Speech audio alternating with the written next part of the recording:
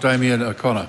Thank you, Kia ora, Mr Speaker. My question is to the Minister for Economic Growth. To the Minister, does she agree with Nicola Willis in 2022 when GDP shrunk by 0.2% that, quote, today's release of GDP data is more bad news for New Zealanders already struggling with the cost of living crisis, unquote?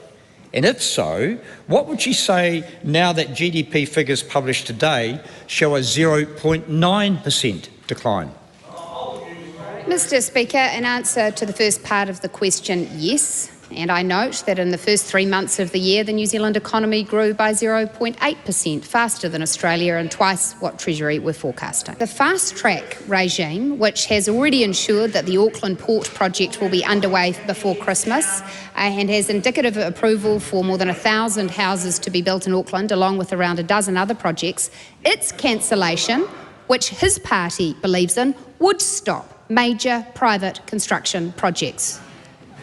Mr Speaker, to the Minister, what does it say about her performance when half the time she has been Minister, economic growth has been negative, just adding to the growing list of negative outcomes in New Zealand economy that highlight the reality of her growth agenda? Well, Mr Speaker, it is the case that I cannot take responsibility for all the decisions made in the years leading up to my period as Minister for Finance.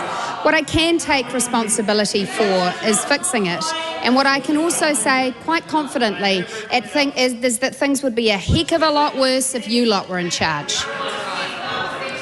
Supplementary, Mr Speaker.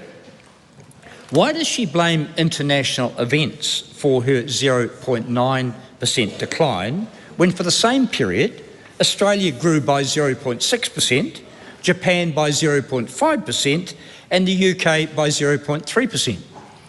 Well, Mr Speaker, I'd note that in that quarter there was also negative growth in Germany, Canada and other countries.